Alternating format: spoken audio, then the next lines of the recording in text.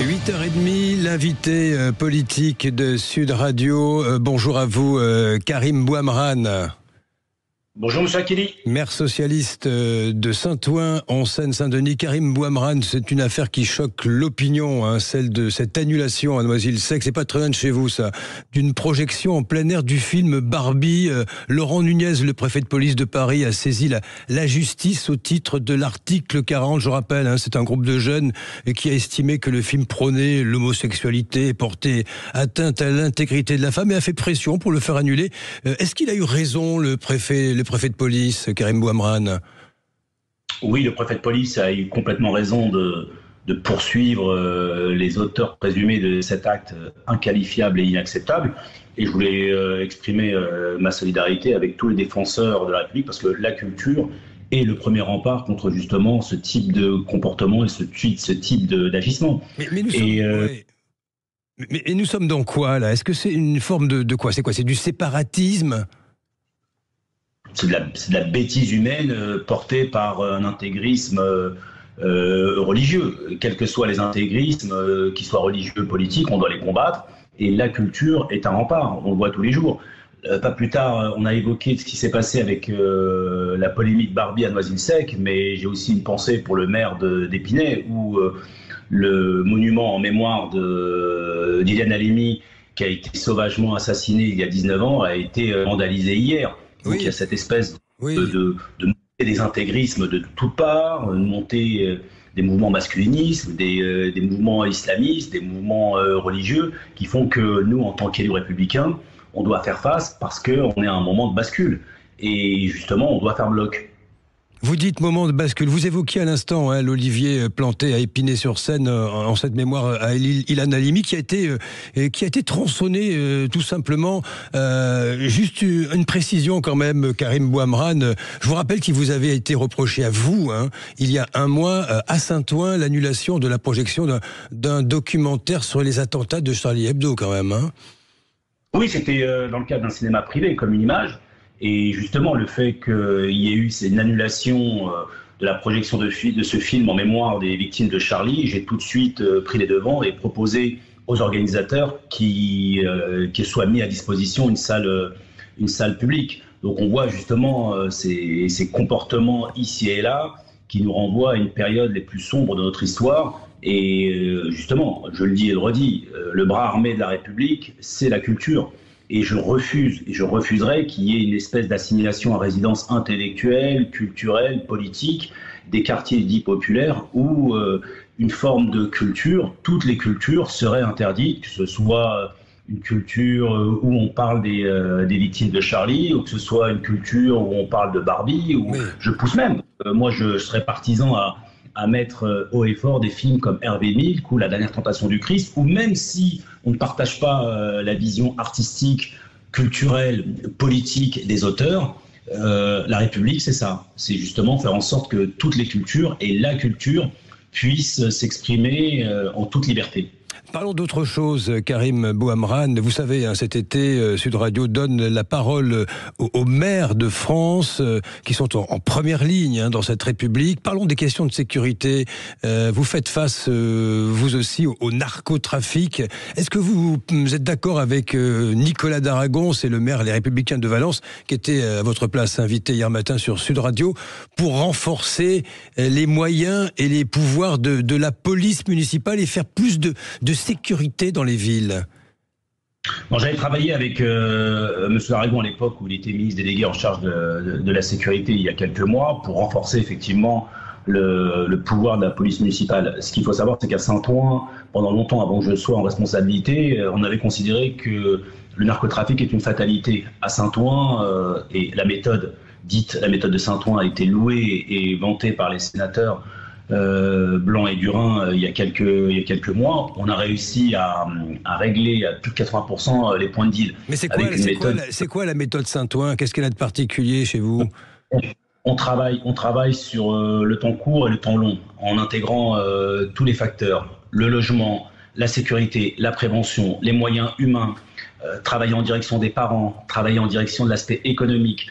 on ne peut pas résoudre le problème du narcotrafic si on n'a pas une vision holistique, une vision 360 degrés qui consiste à améliorer la qualité de l'habitat, améliorer la qualité de l'espace public, démocratiser le beau, donner de l'espoir et de l'espérance, et surtout être d'une intransigeance totale avec les trafiquants, c'est-à-dire travailler avec la justice, travailler avec le ministère de l'Intérieur. Et moi, j'en ai pas fait une histoire de posture idéologique en refusant de travailler avec les différents ministres de l'Intérieur qui se sont succédés depuis que je suis en responsabilité. Je suis passé de 3 policiers municipaux à une trentaine de policiers municipaux. J'ai rénové un commissariat, j'ai armé la police. C'est la raison pour laquelle le débat qui consistait à désarmer la police municipale porté par Madame Panot était totalement désynchronisé et anachronique. Aujourd'hui, on ne peut pas avoir une police municipale efficace qui ne soit pas armée. Donc, renforcer la police municipale, travailler avec la justice, travailler avec les bailleurs, travailler avec les parents d'élèves, travailler avec les familles, travailler sur le volet de prévention, c'est ça la méthode Saint-Ouen. Mais Karim, Karim Bouamrane, vous avez même instauré un couvre-feu à Saint-Ouen. Vos mesures en matière de sécurité, elles ne feraient pas lire de jalousie les maires de droite. Hein. C'est un discours musclé, ça. C'est pas un discours de droite, c'est un discours justement, un aggiornamento de la politique de sécurité de gauche. J'étais le seul maire de gauche à acter un couvre-feu cet été et je touche du bois, tout s'est super bien passé. Pourquoi ? Parce que je considère que la jeunesse n'est pas un problème mais une solution. Mais derrière, il faut intégrer ce couvre-feu dans une perspective globale.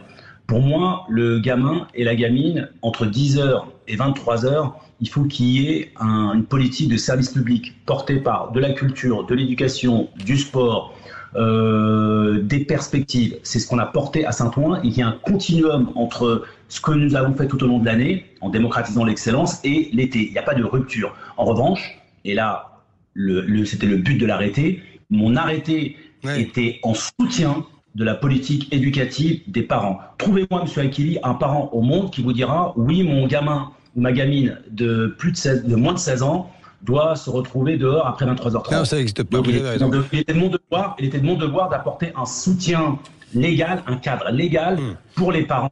Et vous regardez, il y a eu un sondage qui a été fait en ligne à Saint-Ouen qui vaut ce qu'il vaut, mais plus de 500 personnes se sont exprimées à ce sujet. Plus 70% des personnes qui se sont exprimées ont considéré que la décision qui a été prise était une bonne décision. Mais derrière, les maires de droite ont considéré que la jeunesse est un problème. Et cet arrêté était stigmatisant, que ce soit à Nîmes, que ce soit à Béziers. Moi, mon arrêté s'intégrait dans une politique globale qui considérait que la jeunesse est une solution, mais il faut des droits et des devoirs, il faut un cadre éducatif clair en soutien des familles. Et républicain, j'imagine. Karim Bouamrane, les municipales, elles arrivent. Éric Coquerel, le député LFI, qui a des ambitions à Saint-Ouen, vous a accusé d'avoir sur la forme un style Trump, dit-il, peu respectable. Il faut dire que vous aviez lancé en meeting à son sujet « On va te défoncer et ensuite on gagnera ». Vous êtes cash en politique, Karim Bouamrane. Est-ce que ça va être ça le combat contre les insoumis? Est-ce que vous allez les affronter? Bon, c'est pas on va te défoncer que j'avais dit, c'était on va le défoncer et c'est pas forcément l'envolée lyrique la plus douce que j'ai apportée dans un meeting. Bon, on était un peu pompélope comme on dit, mais ce qu'il faut retenir c'est quoi? On est dans une logique de rassemblement de la gauche, des citoyens, des écologistes, et ce n'est pas moi qui ai décidé d'exclure la France Insoumise, c'est la France Insoumise de par ses positions depuis plusieurs années. Incarné par son leader Mélenchon, qui a décidé d'attaquer tous les maires de gauche pour servir le projet de Jean-Luc Mélenchon pour 2027. Nous, ce qu'on voit, c'est que ce qu'on porte, c'est le progrès partagé, c'est démocratiser l'excellence, c'est attaquer en frontal le sujet de l'insécurité. Le bilan est positif, c'est rénover le logement. On a lancé un projet réhabilitation de nos logements sociaux grâce au dispositif de l'Agence nationale de rénovation urbaine, l'ANRU. On a créé une nouvelle génération qui croit dans les valeurs républicaines. Vous remarquerez que ce soit les communautés, la communauté juive, la communauté musulmane, croyante, non croyante, il n'y a qu'une seule communauté à Saint-Ouen, c'est la communauté républicaine. Et on est dans une ville sereine, apaisée, fraternelle et écologique. Mais vous dites quoi ce matin Olivier Faure et le Parti Socialiste, est-ce qu'ils sont au clair avec Jean-Luc Mélenchon, à vos yeux? Faut poser la question à Olivier Faure. Moi, j'ai du mal à comprendre sa ligne. Une fois, il y a Pierre Jouvet dans votre antenne qui dit qu'il n'y aura pas d'alliance avec LFI et justement je m'en félicite.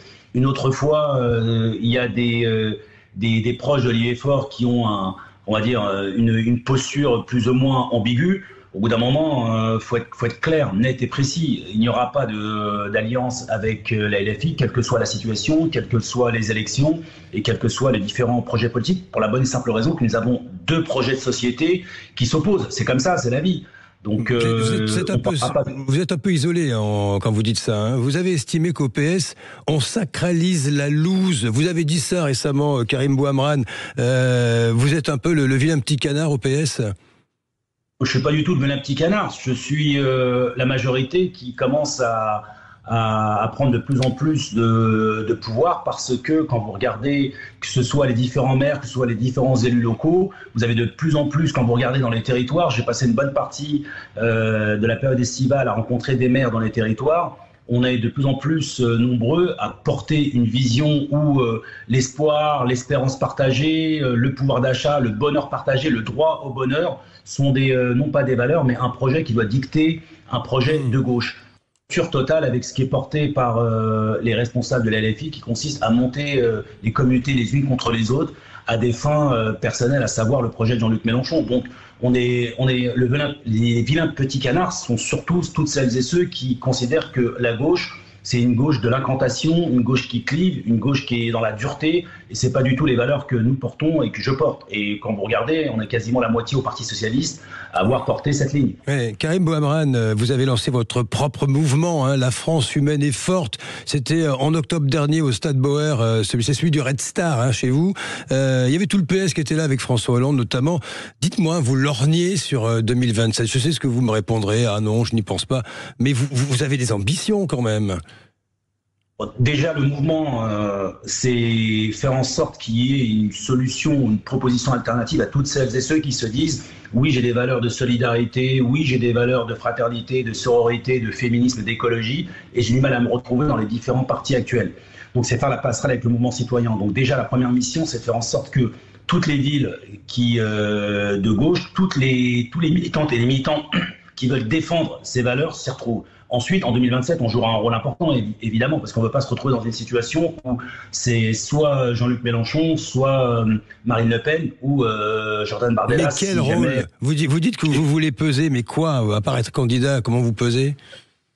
Vous pesez dans le débat, vous pesez dans les propositions, vous pesez sur le fait que désendetter le pays n'est pas un projet en soi, mais un moyen de. Vous pesez sur la politique d'éducation, vous pesez sur la politique de logement, vous pesez sur la politique internationale. Quand vous voyez aujourd'hui que l'Europe est malheureusement une espèce d'entité complètement désenclavée et qui doit reprendre son rôle et son importance, notamment avec le momentum que nous sommes en train de vivre. C'est jouer un rôle important avec l'État d'Afrique, c'est jouer un rôle important avec les enjeux climatiques, écologiques. Oui, c'est ça le débat actuellement. C'est faire en sorte que la France continue à rester le grand pays qu'elle a toujours été. Donc oui, je jouerai un rôle et c'est notre génération, c'est ceux de ma génération qui devront jouer un rôle déterminant pour 2027. Parce qu'il n'y aura pas de victoire en 2027 sans victoire au municipal.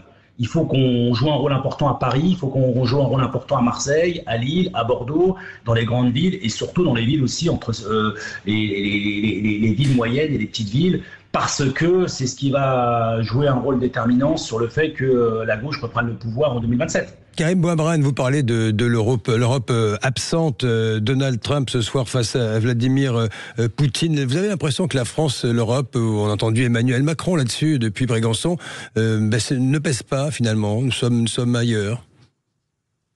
C'est plus qu'une impression, malheureusement, c'est une réalité, que ce soit avec la négociation des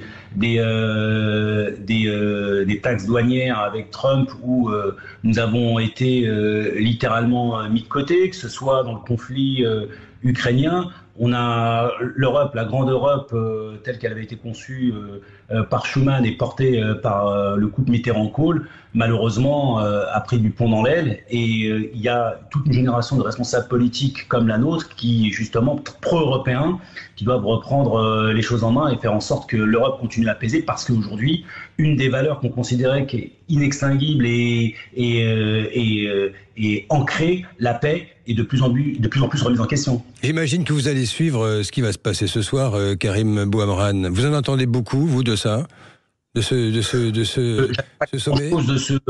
J'attends pas grand-chose de ce sommet. En revanche, ce que j'attends, c'est que l'Union européenne, portée par notre président de la République, fasse en sorte que M. Zelensky puisse participer au débat, que l'Europe puisse participer au débat. Vous trouvez, vous trouvez qu'Emmanuel Macron fait le job à ce sujet ou pas?